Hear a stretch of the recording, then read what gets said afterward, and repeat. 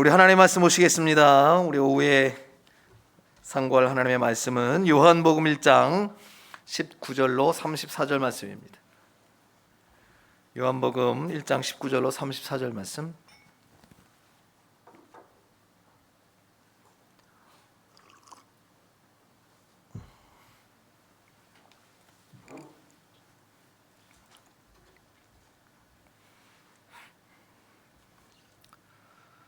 우리 다 같이 한 절씩 교독하겠습니다.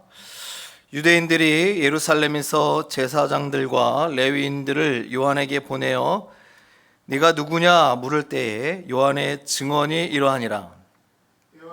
드러내어 말하고 숨기지 아니하니 드러내어 하는 말이 나는 그리스도가 아니라 한데, 또 묻되 그러면 누구냐 네가 엘리야냐 이르되 나는 아니라, 또 묻되 네가 그 선지자냐 대답하되 아니라, 말하되 누구냐 우리를 보낸 이들에게 대답하게 하라. 너는 내게 무엇이라 하느냐. 이르되 나는 선지자 이사야의 말과 같이 주의 길을 곧게 하라고 광야에서 외치는 자의 소리로라 하니라. 바리새인들이 보낸 자라. 또 물어 이르되 내가 만일 그리스도도 아니요 엘리야도 아니요 그 선지자도 아닐진대 어찌하여 세례를 베푸느냐. 요한이 대답하되 나는 물로 세례를 베풀거니와 너희 가운데 너희가 알지 못하는 한 사람이 섰으니 곧 내 뒤에 오시는 그이라. 나는 그의 신발끈을 풀기도 감당하지 못하겠노라 하더라. 이 일은 요한이 세례 베풀던 곳 요단강 건너편 베다니에서 일어난 일이니라. 이튿날 요한이 예수께서 자기에게 나오심을 보고 이르되 보라, 세상 죄를 지고 가는 하나님의 어린 양이로다. 내가 전에 말하기를 내 뒤에 오는 사람이 있는데 나보다 앞선 것은 그가 나보다 먼저 계심이라 한 것이 이 사람을 가리킴이라. 나도 그를 알지 못하였으나 내가 와서 물로 세례를 베푸는 것은 그를 이스라엘에 나타내려 함이라 하니라. 요한이 또 증언하여 이르되 내가 봄에 성령이 비둘기같이 하늘로부터 내려와서 그의 위에 머물렀더라. 나도 그를 알지 못하였으나 나를 보내어 물로 세례를 베풀라 하신 그이가 나에게 말씀하시되 성령이 내려서 누구 위에든지 머무는 것을 보거든 그가 곧 성령으로 세례를 베푸는 이인 줄 알라 하셨기에 내가 보고 그가 하나님의 아들이심을 증언하였노라 하니라. 아멘.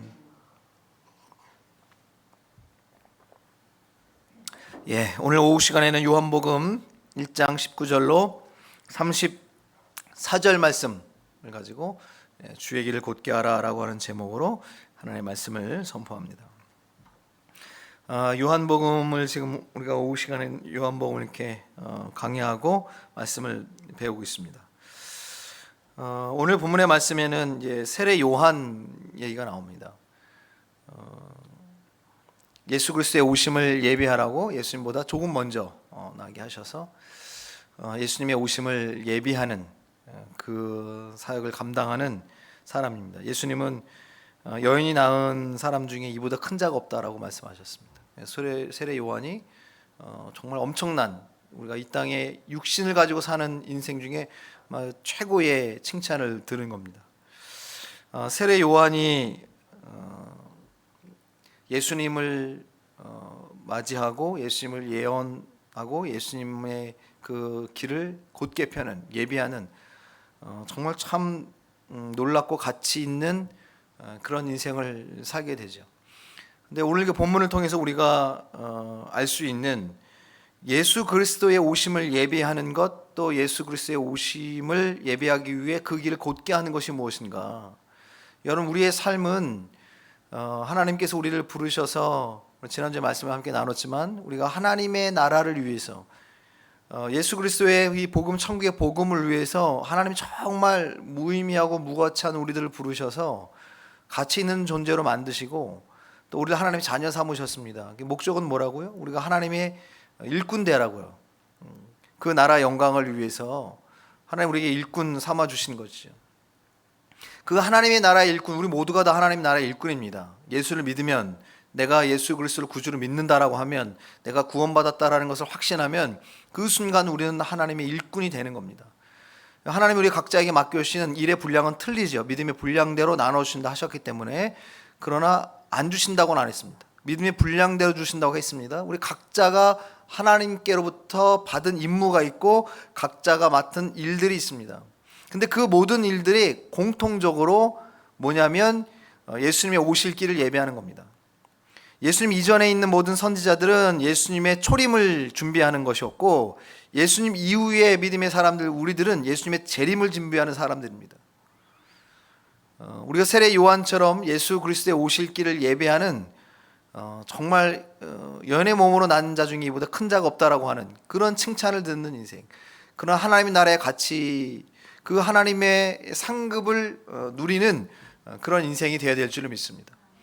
하나님의 나라에 갈 때 정말 우리가 나중에 하나님 나라에 가잖아요. 요즘은 저도 이제 아버님을 보내드리고 나서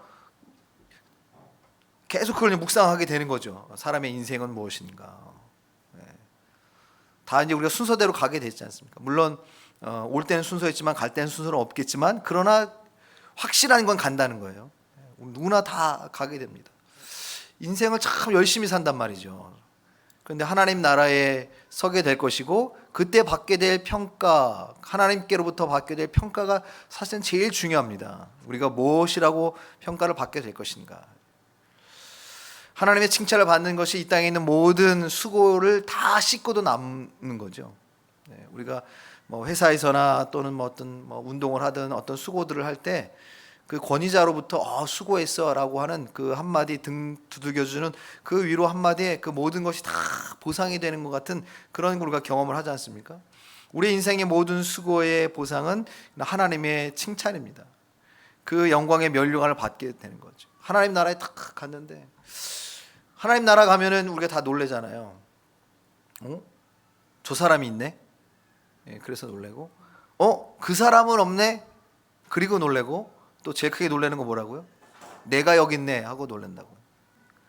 우리는 내가 여기에 보기에 참 신앙생활 잘하는 것 같고, 또 주의 종으로 사역을 하면서 큰 목회를 한 것처럼 이렇게 보여도, 그 평가는 누가 하냐면 사람이 하는 게 아니라 하나님이 하거든요. 그 나중에 가면 하나님이 참 많은 사역을 하고 많은 능력을 나타내는 것 같지만, 하나님이 평가할 때는 내가 너를 도무지 모른다 그럴 수도 있고, 또는 그거를 작게 평가할 수도 있습니다.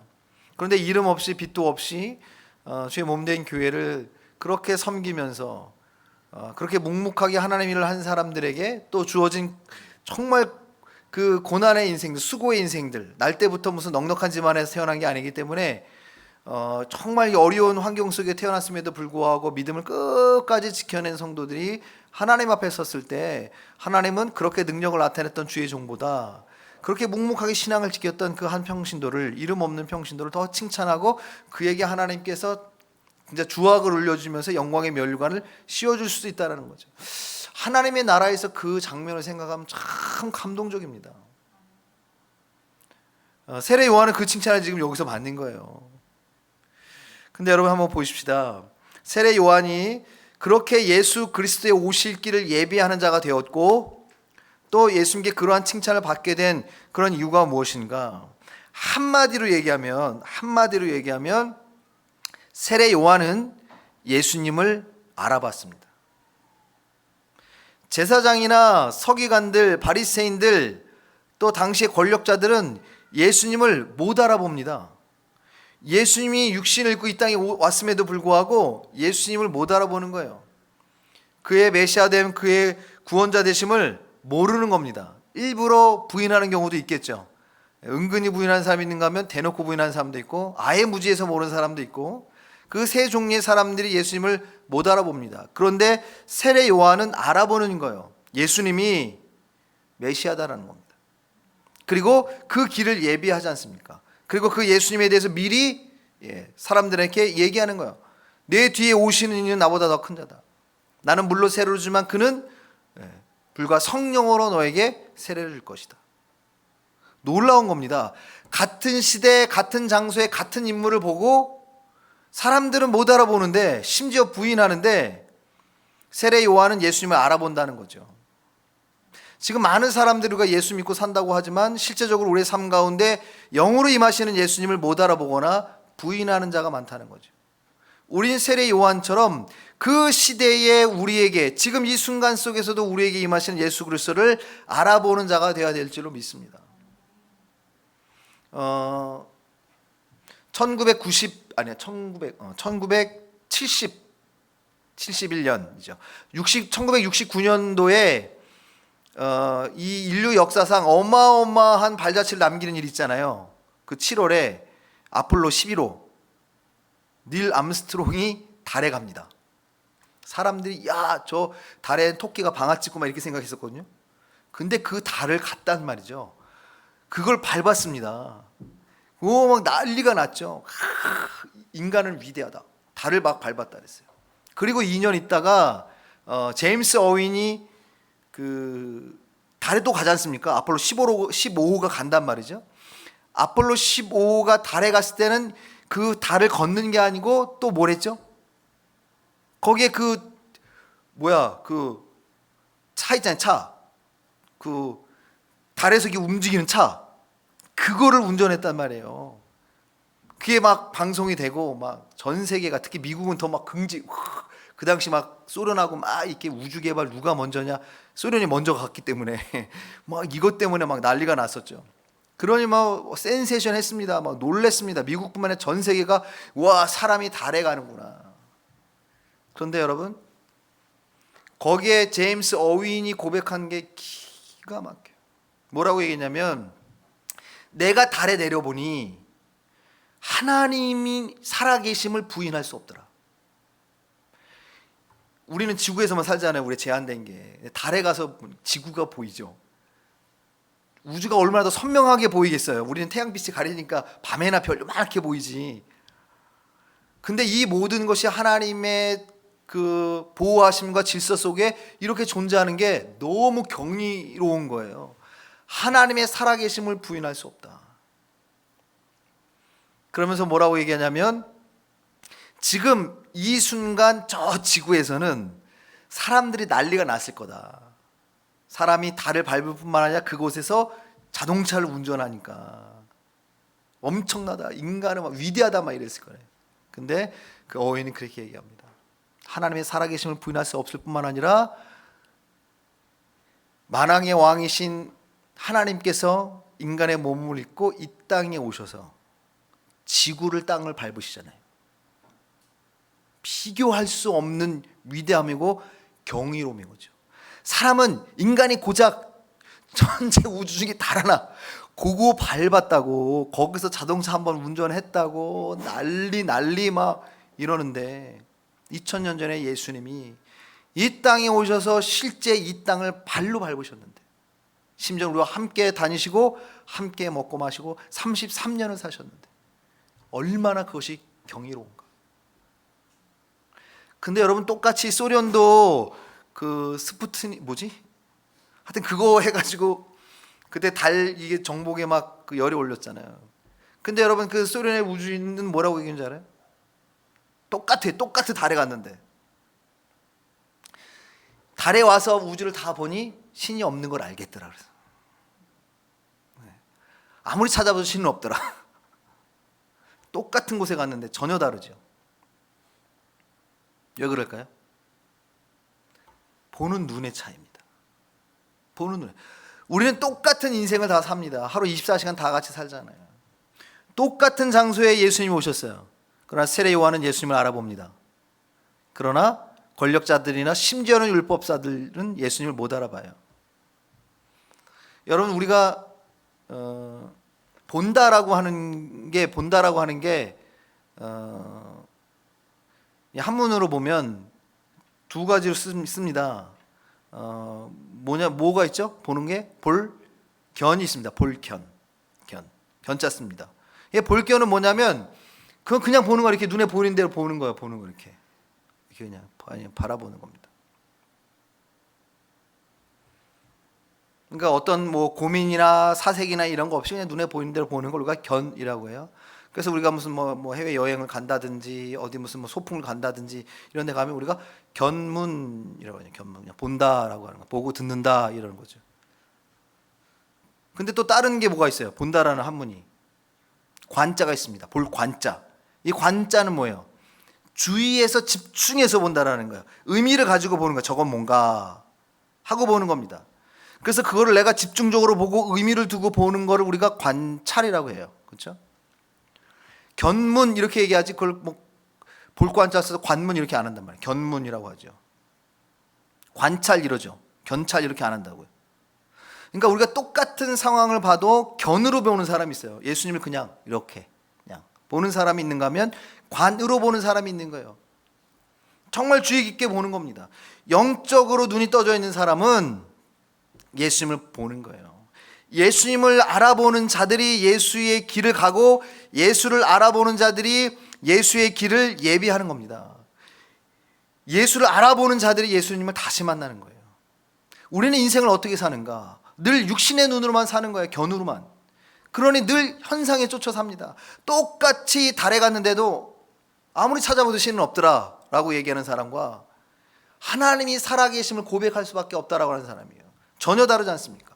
우리는 어떤 인생을 사느냐는 거예요. 세례 요한은 예수님을 알아본다는 거죠. 우리가 육신에 눈 멀면 예수님은 지금 오늘 이 순간도 우리와 함께 하십니다. 내 상황 속에, 내 마음 속에, 내 관계 속에, 나의 꿈 속에 늘 예수님은 함께 하신다는 거예요. 근데 우리가 보지 못하는 거예요. 왜냐하면 늘 우리는 견으로만 보기 때문에요. 그냥 대충 보는 겁니다. 그냥 보이니까 보는 거죠. 우리가 신앙생활을 해도 똑같이 인생을 살면서 신앙생활을 해도 똑같이 예배를 드리고 똑같이 말씀을 들어도 그냥 그렇게 견하는 사람이 있어요. 또 비슷한 말로 여러분 우리가 듣는다라는 말 있잖아요. 듣는다라는 거. 한문으로 듣는다는 게 뭐예요? 문자, 들을 문자잖아요. 문문자에 귀자예요. 들을 문자가 있습니다. 그 문자는 뭐냐면 그냥 듣는 거예요. 예, 히어링이 아니라 들리니까 듣는 거냐 듣는 거. 그럼 그게 문입니다. 문. 그래서 아무런 의미 없이 그냥 들리는 대로 듣고 뭐 생각 없이 듣는 거예요. 그래서 여러분 우리가 의미 없이 막 남에 대해서 뭐 얘기하고 막 이야기 지어내는 걸 뭐라 그래요? 소문, 딩동댕. 역시 94님이 소문이라고 그러는데요. 소문이에요. 여러분 소문을 믿으세요? 여러분 소문은 쫓아서 합니까? 아니거든요. 소문은 소문이에요. 그냥 그런 소문이 있더라. 근데 여러분 똑같은 거지만 듣는 게 그렇게 의미 없이 그냥 대충 듣는 소문이 있고 또 다른 듣는다라는 한문이 뭐가 있어요? 청이 있습니다. 청, 들을 청. 청은 뭐예요? 주의 깊고 의미를 가지고 듣는다라는 거예요. 똑같이 듣지만 사람은 다 다른 거거든요. 청하는 거예요. 그래서 여러분 우리가 들을 때 주의 깊고 들은 걸 뭐라 그래요? 경청이라고 합니다. 경청이에요. 경청. 주의 깊고 듣는 거예요. 우리가 하나님의 말씀을 소문 듣듯이 그냥 스쳐 지나가듯이 의미 없이 그냥 듣는가? 아니면 정말 내가 귀를 기울여 듣는가? 내가 하나님의 임재하심을 그냥 눈으로 육신의 눈으로 대충 보고 지나는가? 아니면 내가 정말 관심을 가지고 예수님께 주목하고 집중해서 하나님의 말씀을 보고 하나님을 보는가의 차이예요. 그것이 같은 현상을 보고 같은 예수님의 말씀을 들어도 인생의 결과가 전혀 다르다는 겁니다. 우주에 가서 결국은 신은 아무리 찾아도 없네 라고 고백하는 사람의 인생이 어떻게 될까요? 그거는 그냥 말할 거 없이 물질적인 삶을 사는 겁니다. 그냥 이 땅의 물질적인 삶을 사는 거예요. 그러니 사람의 인생이 물질로 그냥 망하고 그렇게 죽어서 그냥 화장시키면 끝인 거예요. 아무런 의미 없는 거예요. 그게 물질론으로 사니까. 근데 여러분 우리가 하나님이 살아계심을 아는 사람들은요, 야, 사람이 죽어서 몸을 화장을 시켜도 거기서 끝나는 게 아니다라는 거죠. 그러니 여러분 그 두 관점으로 사는 인생은 전혀 다르다라는 거죠. 세례 요한은 어떤 관점이에요? 하나님을 견으로 보지 않았다라는 거예요. 하나님을 관으로 봅니다. 하나님의 말씀을 그렇게 보고 그렇게 듣는 거예요. 흘려보내지 않고. 여러분 우리가 세례 요한처럼 하나님께 칭찬을 듣고 예수 그리스도의 임재하심과 예수 그리스도의 하나님 되심과 그의 모든 역사와 능력을 우리가 정말 보고 경험해 그것이 내 것이 되려면 그건 우리가 뭐 소유의 욕심 때문이 아니라 예수님이 약속하신 거기 때문에 그래요. 내가 한 거 너희도 하고 더 큰 일도 하겠다 분명히 약속하셨거든요. 그게 우리의 삶 가운데 나타나려면 세례 요한처럼 정말 우리가 하나님의 말씀을 문하지 말고 뭐 해야 돼요? 청하셔야 되고, 하나님을 볼 때 견하지 말고 관하셔야 돼요. 그렇게 보면, 그렇게 들으면 우리의 삶이 예수 그리스도가 지금 임하시고 계시는 것, 예수님께서 우리의 삶 가운데 인도하시고 계획하시는 것을 우리가 깨닫게 된다는 겁니다. 성경 말씀, 하나님의 말씀은 공부를 잘한다고 깨닫는 게 아니라는 거예요. 박식하다고 하나님의 말씀을 다 하는 게 아니다라는 거예요. 영적인 눈이 뜨고 영적인 귀가 열린 사람들은 하나님의 말씀을 알아듣고 하나님의 임재하심을 보게 된다는 겁니다.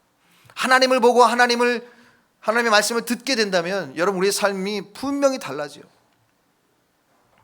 오늘 여기에 세례 요한이 그와 같았다라는 겁니다. 여러분, 성경에도 동일한 이런 하나님의 역사들을 경험했던 많은 하나님의 사람들은 우리가 보통 육신의 욕심을 가지고 있으면 우리의 눈이 멀어요. 욕심이 무서운 게 눈을 멀게 하거든요. 배는 게 없게 만들기 때문에. 그것이 얼마나 무서운지를 모르기 때문에 우리가 욕심 때문에 죄를 짓고 욕심 때문에 그 죄의 결과로 사망을 얻게 되는 거죠. 우리가 욕심이 사로잡혀 있으면 눈이 멀어요. 그러니 관할 수 없습니다. 늘 견하게 되는 거죠. 욕심에 사로잡혀 있으면 우리가 청하지 못해요. 그냥 흘려 듣는 거죠. 그래서 여러분, 우리가 정말 세례 요한처럼 예수 그리스도의 오심을 우리가 깨닫고 예수 그리스도를 알아보고 그의 말씀에 기울여 그 말씀을 깨달으려면 우리의 눈과 우리가 귀가 열려야 돼요. 그러려면 욕심을 버려야 됩니다. 그래서 여러분, 세례 요한이 오늘 낮에도 설교 말씀드렸지만, 그래서 세례 요한이 광야에 외치는 자의 소리예요. 광야입니다. 광야는 어떤 곳이에요? 광야는 사람의 힘으로 살아갈 수 없어요. 뭔가 외부에서 공급되지 않으면 광야에서 못 삽니다. 그냥 경험으로 하루 지나거나 이틀 그 사막 횡단할 수는 있겠지만, 물론 그것도 차에다가 다 때려놓고 가잖아요. 근데 사람이, 여러분, 내가 맨몸으로 광야에 있다라고 하는 거는 내 힘으로는 도저히 안 되는 곳입니다. 왜 하나님이 세례 요한을 먼저 광야로 보내셨을까? 예수님을 알아보려면 광야로 들어가야 되는 거예요. 그곳에서 훈련받습니다. 내 힘으로 안 된다라는 고백이에요. 그래서 세례 요한으로 하여금 아무것도 갖지 못하게 했습니다. 약대 털옷을 입고 석청을 먹으면서 아무것도 없이, 그 단벌 신사예요. 그렇게 광야에서 예수 그리스도의 오심을, 메시아를 외치고 하나님의 말씀을 외치는 것이죠. 그것을 통해서 그렇게 광야의 삶, 빈들의 삶, 모든 것을 다 내어놓게 하는 것을 하나님 훈련시킨다라고 하는 겁니다. 여러분, 우리가 하나님 앞에 이 무소유 내려놓지 않으면, 비워지지 않으면 채워지지 않습니다. 무엇이든 비워야 채워지는 거예요. 우리가 채워줘야 또 나누는 거죠. 그 나눔으로 비우는 거죠.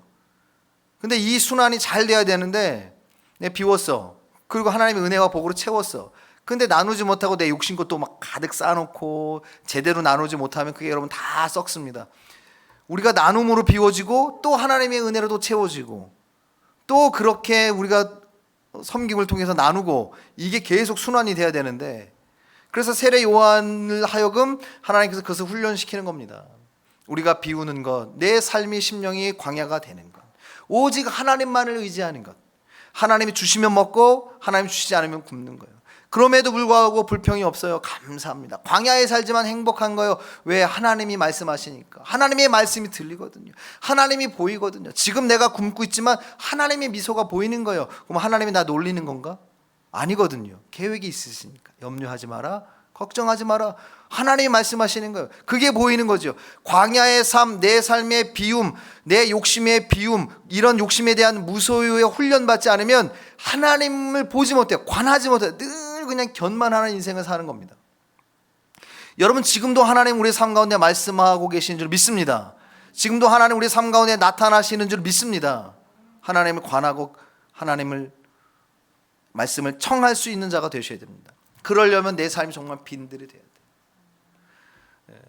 그러니까 타정교회는 무소유를 이렇게 자꾸 얘기하잖아요. 아무것도 갖지 않는 것을 미덕으로, 그것을 깊은 영성으로 얘기합니다. 물론 우리가 욕심 가지고 가지려고 하기 때문에 그런 거 없이 나는 아예 소유를 하지 않겠다라는 것도 대단한 거예요. 그건 사람이 욕심이 있기 때문에 그게 쉽지 않거든요. 그러니까 그것도 본인들의 나름의 고행이나 뭐 돌을 닦고 이렇게 수양을 하기 때문에 그 정도 경제까지 가죠. 그것도 대단합니다. 그러나 그것은 반쪽이고 미완성이라는 거예요. 왜냐하면 우리가 아무것도 갖지 않는다라고 해서 그것이 우리가 어떤 영적인 뭐 은혜나 하나님의 은혜의 진리에 도달할 수 없기 때문에 그렇죠. 성경이 얘기하는 광야의 삶, 비움과 내려놓음은 뭐를 의미하냐면 우리가 무엇을 갖든 얼마를 갖든 그 소유가 중요하지 않다는 거거든요. 소유가 왜곡됐을 뿐이에요. 왜냐하면 하나님은 공급하시거든요. 계속 주시는 분이에요. 만약에 여러분 우리가 갖는 것이 죄악시 되면 하나님 주실 이유가 없어요. 준다라고 말하지도 않고 사람을 만드시고 나서 너희가 복을 준다라고 말하지 않거든요. 아무것도 안 준다? 이렇게 하시겠죠. 근데 하나님은 처음부터 주신다고 그랬어요. 우리가 얼마를 갖고 무엇을 갖느냐가 문제가 아니라는 거예요. 사람의 욕심이 그것을 왜곡했을 뿐이지. 정말 하나님 앞에 비워지는 것은 모든 것은 하나님의 것입니다. 모든 것이 하나님께로부터 옵니다. 라고 하는 고백, 인정함이에요. 그것이 정말 고백되고 인정하면 지금 내가 가지고 있는 것 때로는 부족해질 수 있잖아요. 요번에 그 루나 사태, 코인, 우리나라에서 만든 루나. 그것 때문에 어떤 사람 얼마? 28억인가를 다 넣었는데 막 완전 망했잖아요. 그 유튜버가 한 게 있더라고. 실시간 7시간짜리 영상이 있어. 그래갖고 이제 자기 그 팔로워들한테 이렇게 10,000원씩 뭐 투자하고 실시간으로 돈을 모아가지고 그걸 투자한 거예요. 처음에 3천만 원을 넣었는데 처음에 이게 70%인가? 급상승이 막 7천만 원이 되고 막 이러는 거예요. 그랬더니 뭐 얼굴이 이렇게 밝아지면서 내가 3억까지 이거 갑니다. 3억까지. 잠 안 자고 올라갈 때까지 보는 거야. 3억까지 갑니다. 가면 여러분한테 나눠주겠습니다. 이러면서 막 축제 분위기야. 거기서 빼지. 3억까지 가야 되니까 냅뒀어. 뭐 1억 2천인가 뭐 얼마가 거기서부터 뚝 떨어지기 시작하는 거예요. 떨어졌다가 조금 올라갔다가 떨어졌다가 올라갔다 계속 그러는데 결국엔 어떻게 됐을까요? 마이너스 3천 얼마였어요. 그랬더니 그 영상의 후반부에 막 통곡을 해 울어.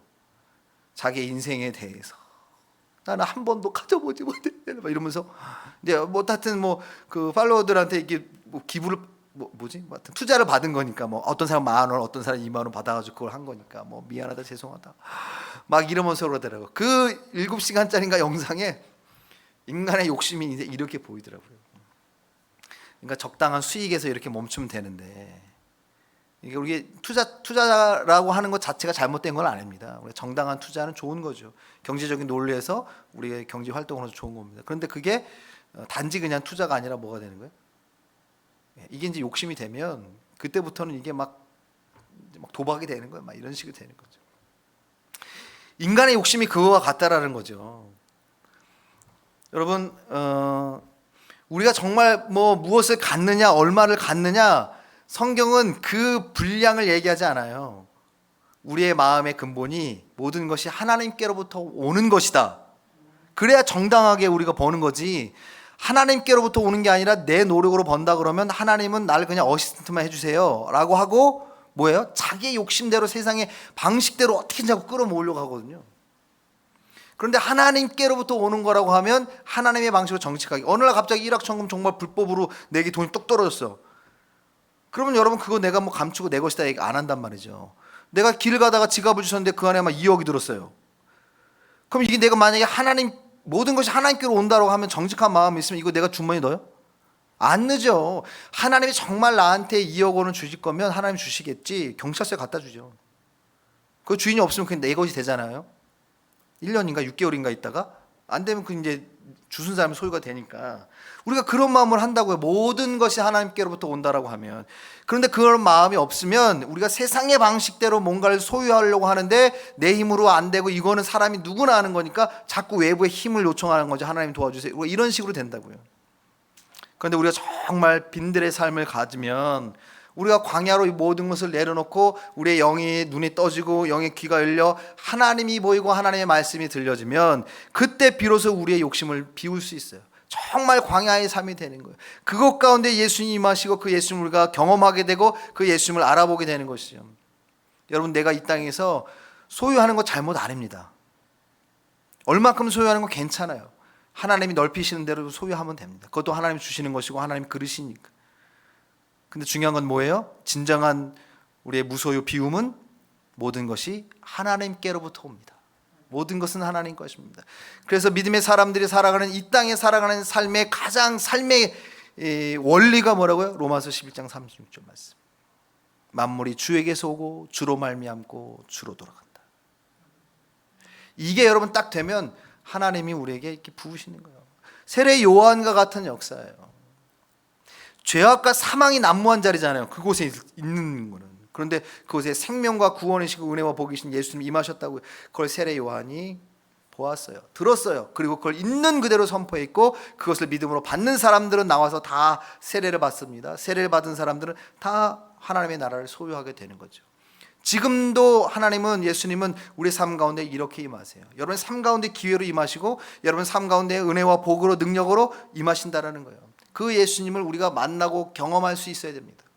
그러려면 세례 요한처럼 광야에 외치는 자의 소리가 되십시오.